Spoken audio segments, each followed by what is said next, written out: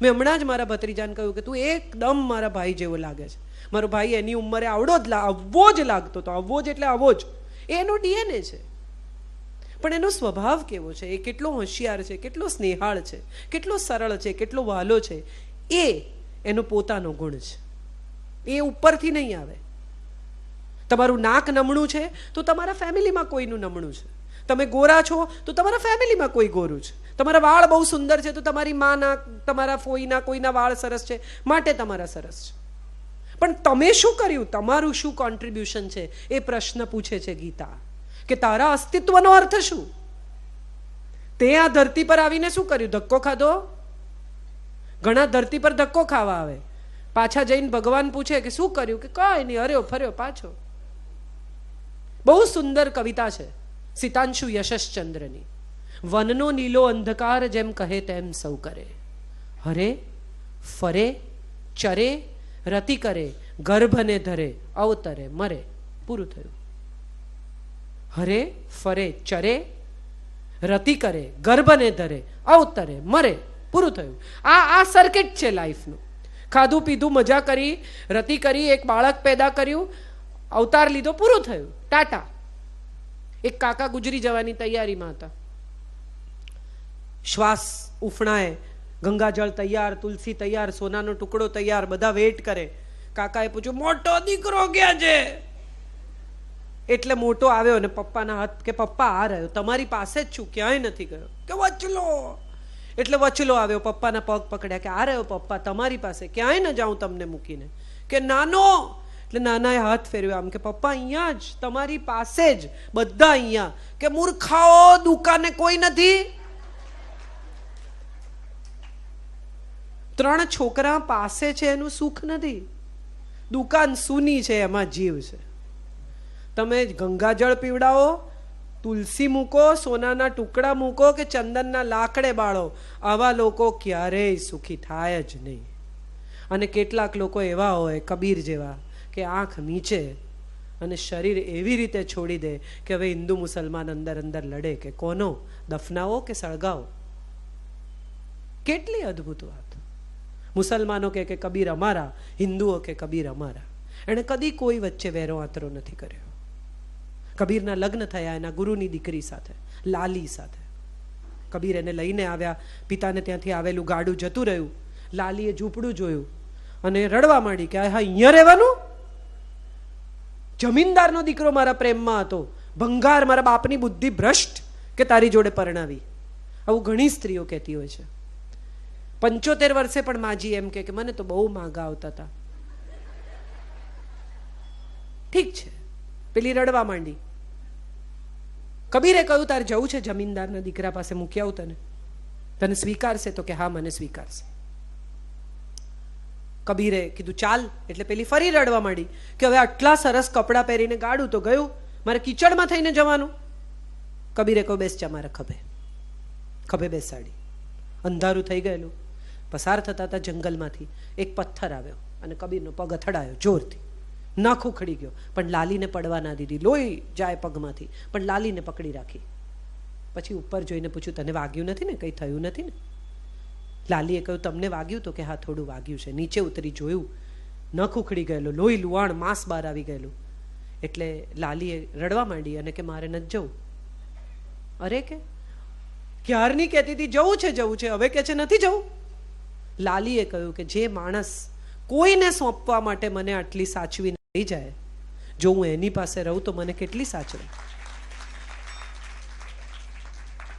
આ શ્રદ્ધા અને ભક્તિની પણ વાત આવી જ છે. કોકને સલાહ આપવા માટે તમે શ્રદ્ધા અને ભક્તિ કેળવો એ જરૂરી નથી. ગીતા શીખવે છે સ્વયંમાં શ્રદ્ધા, તારી જાતમાં શ્રદ્ધા રાખ. ઈશ્વર તો મૂર્તિ છે, રસ્તો બતાવશે. જીપીએસ અત્યારે બધા, દરેક માણસ ગૂગલ કરે રસ્તો જોઈ લો, રસ્તો જોઈ લો, જીપીએસ ઓન કરો. જીપીએસમાં ક્યાં ખાડા છે, ક્યાં મેટ્રોનું કામ ચાલે છે નહીં બતાવે. એ તો જાતે પસાર થશો તો જ ખબર પડશે. જિંદગીનું પણ આવું છે. ગીતા શીખવે છે સ્વયંમાં શ્રદ્ધા રાખો. दूसरों की जय से पहले खुद को जय करे. ગામ બધાને જય જય હો, જય હો, જય હો. કોઈ દિવસ તમારી જાત સાથે પણ વાત કરો. કેટલા બધા લોકોને તમે જુઓ, કાં તો ગાડીમાં રેડિયો ચાલુ હોય, ઘરમાં ટીવી ચાલુ હોય, નહીં તો પડોશીનો ફોન ચાલુ હોય, નહીં તો બાજુવાળા જોડે વાત કરતા હોય, નીચે શાક લેવા ઉતરે તો 1 કલાક વાત કરીને ઉપર આવે ને પછી કે મને ટાઈમ જ નથી મળતો. કેટલો સમય સ્વયં સાથે વિતાવો છો? કેટલી વાર જાત સાથે વાત કરો છો? કેટલી વાર સ્વયંનું પરીક્ષણ કરો છો? મેં જે કર્યું એ બરાબર કર્યું? સૂતા પહેલા 1 વાર આ જૈનો મિચ્છામી દુક્કડમ કે વર્ષે 1 વાર હું માનું છું રોજ કહેવું જોઈએ. સાંજ પડે ને આંખ બંધ થાય ને ત્યારે કહેવાનું કે મેં જે કર્યું ને એ બધા માટે મને ક્ષમા કરજે ને કાલે હું મારી ભૂલ રિપીટ ના કરું એટલું વરદાન આપ. નવી ભૂલ કરું પણ મારી એકની એક ભૂલ હું ફરી ન કરું. ગીતા એ શીખવે છે. સ્વયં સાથે ચર્ચા કરતા, સ્વયંમાં શ્રદ્ધા રાખતા. કેમ કે કૃષ્ણ કહે છે કે બધું છોડીને મારા શરણમાં આવ, પણ પુરુષોમાં તો હું અર્જુન છું, તો કોના શરણમાં જા? તારા પોતાના. બધું છોડીને મારા શરણે આવ એમ કે છે અને સાથે તરત જ કે છે કે પુરુષોમાં તો હું અર્જુન છું, તારા પોતાના શરણમાં જા, તારા પોતાનામાં શ્રદ્ધા રાખ, તારા પોતાનામાં વિશ્વાસ રાખ. તારું મન શું કહે છે?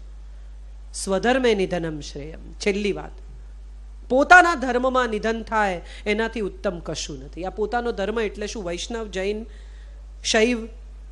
પોતાનો ધર્મ એટલે માણસ હોવાનો ધર્મ. તારો માણસ હોવાનો ધર્મ બજાવતા તારું મૃત્યુ થાય તો એનાથી ઉત્તમ આ જગતમાં કંઈ નથી. બધા કે હું ગાંધીમાં માનું છું, હું તો અહિંસામાં માનું છું. ટ્રેનમાં તમે રાત્રે 2 વાગે એકલા આવતા હો અને 4 જણા એક છોકરીને છેડતા હોય ત્યારે અહિંસા ના હોય, ત્યારે હિંસા જ હોય. ઊભા થઈને એક પંચ મારી દેવાનો, ત્યારે અહિંસા ના હોય. અહિંસા ક્યારે હોય? કે જ્યારે પડોશી તમારા ઘરની આગળ કશું પાર્ક કરી જાય અને ત્યારે એને પંચ મારવા ના જવાય, એને વિનંતી કરાય સાહેબ તમારી ગાડી લઈ લો ને, મને કાઢતા તકલીફ પડે છે. આપણે ઊંધું કરીએ છીએ. 4 ગુંડા હોય ત્યારે અહિંસા યાદ આવે અને એક નબળો હોય ત્યારે હિંસા યાદ આવે. આ ગીતા શીખવે છે. ક્યાં ધર્મ પાળવો, કયો ધર્મ પાળવો? અને છેલ્લી વાત જે મારે તમને કહેવાની છે કે તમારા ઘરમાં ક્યાંય પણ તમને એમ લાગે કે નાનું બાળક છે, પ્રશ્નો પૂછે છે, તો એને કોઈ દિવસ એવું ના કહેતા કે તને ના સમજણ પડે. 18 અધ્યાય સુધી અર્જુન પ્રશ્નો પૂછ્યા કરે છે અને કૃષ્ણ ઉત્તર આપ્યા કરે છે. વચ્ચે ક્યાંય એમ નથી કહેતા કે ચૂપ રે, ચલો બસ હવે થઈ ગયું. એના તમામ સવાલોના ઉત્તર આપે છે. ગીતા શીખવે છે સવાલોના જવાબ આપતા, તમારા મનમાં જાગેલી ક્યુરિયોસિટીને શમાવતા. બાળક કંઈ પણ પૂછે તો એની ક્યુરિયોસિટીને શમાવવાનો પ્રયત્ન કરજો. તમને જે આવડે, જે સમજાય એવા જવાબ આપજો. એમ નહીં કહેતા કે તને સમજણ ના પડે, બસ હવે ચાલો, કેટલા સવાલ પૂછે છે. આપણે બધા આપણા છોકરાઓને આવું કરીએ છીએ. બહુ ભાઈ માથું ખાઈ ગયો. અગત્યનું એ છે કે તમારા સંતાનને જ્યારે તમે ઉત્તરો આપો છો ત્યારે ક્યાંક તમે પણ તમારા સવાલના ઉત્તરો શોધતા શીખી જાઓ છો. ગીતા ઉપર સુંદર પુસ્તકો લખાયા છે. સ્વામી સચ્ચિદાનંદનું ગીતા ચિંતન નામનું એક પુસ્તક છે, સાદું સરળ. ગાંધીજીએ એક પુસ્તક લખ્યું છે જેનું નામ છે અનાસક્તિ યોગ. વિનોબા ભાવે ગીતા ઉપર પ્રવચનો કર્યા છે જેનું નામ ગીતા પ્રવચન. રજનીશના 6 ભાગમાં ઓડિયો પણ છે અને પુસ્તક પણ છે જેનું નામ છે ગીતા દર્શન. ટિળકની ગીતા છે ગીતા રહસ્ય, જે પ્રમાણમાં અઘરી છે, થોડું વાંચ્યા પછી વાંચજો. ગીતાના અધ્યાય વાંચી જવા એ ગીતા વાંચવી નથી, ગીતાની સમજણ વાંચવી એ ગીતા વાંચવી છે. અને આટલા લોકોએ એમની રીતે ગીતા સમજાવી છે. હું એવું માનું છું કે એક દિવસ શાંતિથી એક નાનકડું પુસ્તક લઈને પણ જો ગીતાને સમજવાનો પ્રયત્ન કરશો તો મારો અહીંયા આવ્યાનો ધક્કો, 1.25 કલાક બોલ્યાનો કોઈ પ્રયાસ સફળ થશે. બાકી હું બોલી, તમે સાંભળ્યું, તાળીઓ પાડી, ઘેર ગયા, 4 જણને ફોન કર્યા અને કહ્યું કાજલબેન બહુ સારું બોલ્યા. શું બોલ્યા એ સમજ્યા નહીં પણ બોલ્યા સારું. એવું નહીં કરતા. પ્લીઝ પૂછો.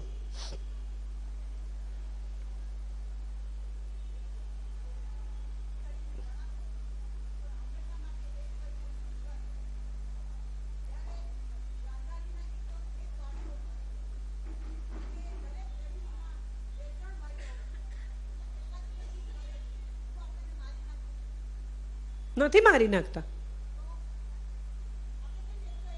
મેં નથી માર્યા. હા, પણ સાચા ખોટાનો નિર્ણય કરનારા આપણે કોણ?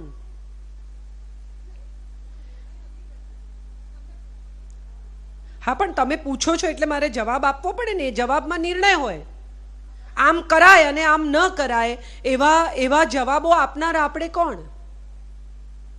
એ સ્થિતિમાં જે મુકાયા છે એ સ્થિતિમાં એણે કરેલો નિર્ણય એનો ઉત્તમ નિર્ણય છે. આપણે બધા જ પછીથી બહુ ડાયા થઈએ છીએ. આપણા મા બાપને, અરે યાર મલાડ પાસે પ્લોટ મળતો તો પપ્પાએ ના લીધો ડોબા જેવા. પણ ત્યારે એમની પાસે પ્લોટ જેટલા પૈસા નહોતા માટે ના લીધો. તમને આજે તમે બહુ ઇન્ટેલિજન્ટ લાગો છો કે બોલો પ્લોટ ના લીધો, સીતાએ ન જવું જોઈએ, સીતાએ આમ કરવું જોઈએ, અગ્નિ પરીક્ષા ન આપવી જોઈએ. આ બધા આજના રેફરન્સમાં અપાતા જવાબો છે. કરવું જોઈએ કે ન કરવું જોઈએ એ નક્કી કરવાનો અધિકાર જગતમાં કોઈ પાસે નથી. માટે જ સ્વધર્મની વાત કરી છે. મારો ધર્મ હું બજાવું, તમારો તમે બજાવો. જ્યારે આપણે બીજા વિશે આવો પ્રશ્ન પૂછીએ છીએ ને ત્યાંથી જ કુરુક્ષેત્ર શરૂ થાય છે. કોણે શું કરવું જોઈએ એ વિશે જ્યારે આપણે નક્કી કરવાનું શરૂ કરીએ છીએ ત્યાંથી લડાઈ શરૂ થાય છે. મારે શું કરવું જોઈએ એટલું જ મારે નક્કી કરવાનું, ને મારો અધિકાર જ એટલો છે. એની બહાર મારો અધિકાર જ નથી. મારો અધિકાર મારા પૂરતો છે. આપણો પ્રોબ્લેમ જ એ છે કે આપણે બીજા લોકો વિશે નિર્ણયો ખૂબ કરીએ છીએ. ફલાણાની દીકરી રાતે 2 વાગે આવે છે, બોલો બેન તમારી દીકરી એના રૂમમાં સૂઈને વોટ્સએપ કરે છે, ઘેર આવી જાય છે, પેલી નોકરી કરીને આવે છે, એને બોયફ્રેન્ડ નથી. તમારી છોકરી જે ઘરમાં સૂતી છે ને એને બોયફ્રેન્ડ છે, પણ દેખાય છે શું કે પેલી 2 વાગે આવે છે. પ્રશ્ન એ છે કે બીજાએ શું કરવું એ વિશે આપણી પાસે ચોક્કસ નિયમાવલી છે, પણ આપણે શું કરી રહ્યા છીએ એ તપાસવાનો નથી આપણી પાસે સમય કે નથી આપણી માનસિક તૈયારી. માટે જ ગીતા શીખવે છે કે ભીતર ઉતરો, તમારું પરીક્ષણ કરો, તમારી જાતને પૂછો કે આમ કરાય કે આમ ન કરાય. આપણે નથી મારી નાખતા તો આપણે નહીં મારી નાખવાના. આપણા ભાઈને જો જમીન જોઈતી હોય, આપણો ભાઈ જે દિવસે એમ કે આખું મકાન મારે જોઈએ છે અને તમે સહી કરી આપી શકો તો તમે સાચા. એક ક્ષણમાં તમારો પગ આવે, એ પ્લેટફોર્મ પર તમે ઊભા રહો અને જો તમે આવો કોઈ નિર્ણય કરી શકો તો તમને સલામ કરી શકાય. બાકી એમણે એવું કરવું જોઈએ કે નહીં એ કહેનારા તો બહુ જ. હું ઘણી વાર કહું છું કે બનાવેલી ફિલ્મ છે ને બધા વધુ સારી બનાવી શકે. તમે જોવા જાઓ ને ત્યારે તમે એમાંથી 100 અવકા કાઢો. આમ કરાય ને આણે આવું નહોતું કરવા જેવું, આમ કરવા જેવું હતું. કન્યાનો બાપ હોય ને સાહેબ, એને જેટલી ગાળ પડે ને એટલી જગતમાં કોઈને ન પડે. એ ટીંડોળા બટાકાનું શાક કરાવે ને તો કે કાજુ કારેલાનું કરવું જોઈતું હતું, અને કાજુ કારેલાનું કરાવે ને તો લોકો એમ કે આ પોતાનું પૈસા બતાવે છે કાજુ કારેલા કરીને. આ તો સિઝન જ ટીંડોળાની છે, ટીંડોળા કરવા જોઈએ. જે કરો એમાં વાંધો છે, જગત જ આનું નામ છે સાહેબ. પણ એણે પોતાના પેર ઓફ શૂઝમાં ઊભા રહીને નિર્ણય કર્યો કે મારે કાજુ કારેલા કરવા છે, ટીંડોળા કરવા છે, ભાવે તો ખાઓ અને નહીં તો ઘેર જઈને ખીચડી મૂકજો. As simple as that. So this is what I have learnt and this is what I have been doing. I never judge people. Stop judging. That's what Gita teaches. Don't judge anybody. You are no one to judge anybody. Krishna ક્યાંય એમ કહેતા નથી કે આ સાચું અને આ ખોટું. એ એમ કહે છે કે તારો ધર્મ છે, ઊભો થા ને લડ. એ મરવાના હશે તો મરી જશે, નહીં મરવાના હોય તો બચી જશે, તને મારવાના હશે તો તને મારી નાખશે. You get up and fight for your right. That's it. Matter ends. So this is what I have learnt over a period of time. That whatever we do is what we can do. And whatever others are doing is what they can do or they understand or that's their way of looking at life. Don't try to impose your point of view to others. હું અહીંયા ઊભી છું, મને તમે બધા જ દેખાવ છો. તમને મારી પાછળ જે કોઈ આ ચિત્ર છે તે દેખાય છે ગુરુજીનું, મને નથી દેખાતું તો હું એવું કહું કે ચિત્ર છે જ નહીં. ચિત્ર છે, મને નથી દેખાતું. એક ભાઈ ઉતાવળે બસમાં ચડ્યા અને એણે ઝડપથી સીટની બાજુમાં રૂમાલ પાથરી દીધો. એટલે એક ભાઈ બીજા આવ્યા અને એમણે કહ્યું કોનો છે આ રૂમાલ, લઈ લો, આવી રીતે સીટ રિઝર્વ કરવાનો અધિકાર નથી. તો પેલા એ કરો, અરે મેં પહેલા આવીને રૂમાલ પાથર્યો છે, મારો અધિકાર છે, સીટ મારી છે. તો કે સાબાસ, કાલ તો તું તાજમહેલ પર રૂમાલ પાથરે એટલે તાજમહેલ તારો થઈ જાય. મજા આ છે, આ બે પોઈન્ટ ઓફ વ્યૂ છે. એકને લાગે છે કે હું પહેલા ચડ્યો છું, મેં રૂમાલ પાથર્યો છે. બીજાને લાગે છે કે તો ગમે ત્યાં રૂમાલ પાથરવાથી તમારો ના થાય. બંને સાચું. આમાં તમે કોને માટે કહો? બે જણા લડ્યા, ત્રીજાને બોલાવ્યો એટલે પેલાએ કહ્યું કે હું આમાં મામા મામા મામ થયું. તો કે તમારી વાત સાચી છે. એટલે બીજાએ કહ્યું અરે હોતું હશે, આમાં મામા મામ થયું. તો એને કહ્યું તમારી વાત પણ સાચી છે. એટલે થોડા લોકો ઊભા હતા. એમણે કહ્યું કે બેયની વાત કેવી રીતે સાચી હોય? તો કે તમારી વાત પણ સાચી છે. ગીતા મને બહુ ગમે છે, અથવા હું વારંવાર વાંચું છું. એનું સૌથી મોટું કારણ એ છે કે ગીતા મને રિમાઇન્ડ કરાવે છે ગાંધીની. સત્યના પ્રયોગો છે આ. ગાંધીજીએ પોતાની પ્રસ્તાવનામાં લખ્યું છે કે આ પ્રયોગો છે, સમજી વિચારીને કરવા. અનુકૂળ પડે તો ચાલુ રાખવા, ના અનુકૂળ પડે તો છોડ દેવા. આ મેં કર્યા છે અને હું તમને કહું છું. ઘણા લોકો તમને ઉધરસ થાય ને એટલે તમને કહે કે બેડાની છાલ મોઢામાં રાખો, ફલાણું કરો, ઘી ખાઓ, રાતે ઘી ને હળદર ખાઓ. આ બધા એમણે કરેલા જુદા જુદા પ્રયોગો છે. શક્ય છે આમાંથી કોઈ ચીજથી તમને ફાયદો ન થાય અને તમને બેનાડ્રીલથી ફાયદો થાય. તમે પછીથી કહેશો કે આ કોઈ પ્રયોગમાં કઈ દમ નથી, બેનાડ્રીલ પીઓ. કેમ? કારણ કે તમારો અનુભવ બેનાડ્રીલનો છે. So this is what Gita teaches us. તમે તમારા અનુભવ પર આધારિત તમારા જ્ઞાનને તમારી જિંદગીમાં તમારી રીતે કામે લગાડો. Thank you so much. બહુ જ આભારી છું. આજની સાંજે આટલી શાંતિથી, આટલા સ્નેહથી તમે મને સાંભળી. તમારામાં રહેલા કૃષ્ણને, તમારામાં રહેલા જ્ઞાનને, તમારામાં રહેલા ઈશ્વરને હું પરમ શ્રદ્ધાથી પ્રણામ કરું છું.